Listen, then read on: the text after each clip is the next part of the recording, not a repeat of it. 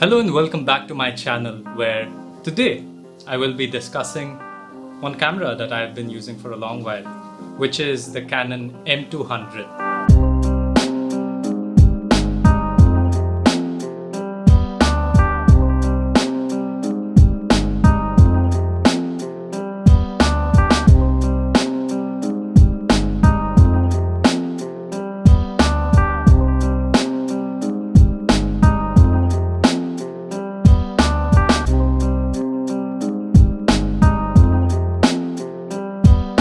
The Canon M200 comes from the EOS M line, which uses the EFM mount. Now, a lot of you may have heard about the M50 or the M6 Mark II. Now, this is its smaller cousin, brother, whatever you want to call it. Now, this camera is a very interesting one because it is a really good camera for the price, but at the same time, it has a lot of limitations. Now, just general specs about this camera. This has a 24 megapixel APS-C sensor which comes with the EFM lens mount.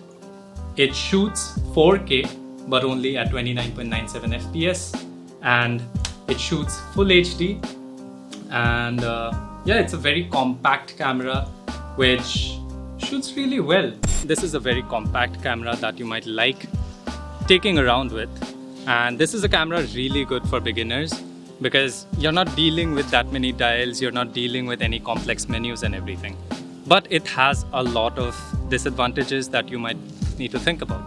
The first disadvantage being that this sensor is not that great for photography in low light because it has a lot of noise at higher ISOs.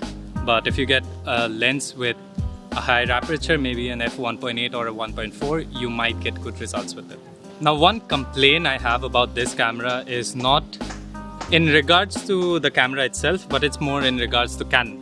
Now, the problem is that this uses EFM lenses, not EF, not EFS, or not even RF. So the problem with that is that Canon is not making EFM lenses anymore. They're kind of discontinuing their EFM or their M series cameras for their R series cameras. So buying this as of now is not that great an idea in my opinion. But if you already have it, you can use it as a B camera, or even if you get it for cheap, maybe second-handed, it's a really good addition, or it's a really good option for beginners. Now, this camera can actually shoot really well, and it's a very simple camera with very simple menus, and you don't need to think much with the camera. That's the whole thing. And it has a flip up screen, so you can see yourself while shooting. It shoots 4K in a cropped sensor, so you are losing out on a lot on the wide angle aspect of it when you're dealing with the 4K. Another thing is it does not have a 24 FPS option. So people wanting to shoot at 24 or 23.97 FPS, you might not like this camera as much. But people shooting in 25, 30, 50, 60, they might find this as a good camera. It can only do full HD at 60, 50, 30 and 25, and 4K only at 29.97 and 25. It's not that great for slow motion because it can only go till 120 FPS on 720p, not even full HD. I'm actually going to show you a few shots that I took with this and a lot of video. I'm not that into photography, but I use it primarily for video. This is a camera great to start with because it's just a simple camera that you can get out there and start shooting with it. Another few things that I don't like about it as much is that it does not have a microphone jack, and it does not have a hot shoe mount for it. Now, one thing about the camera is that the lenses are very compact. So this is a 15 to 45 kit lens, f3.5 to f5.6, but can you see how compact this lens is? And this is a very light camera. It's a very simple camera to navigate as well because it has only the movie, the photo and this auto dial, and this you can use as your shutter speed.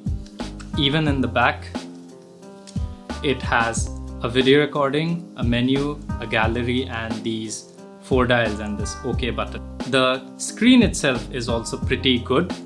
It maybe isn't the most accurate, but we're just talking about like a cheap camera that you can use.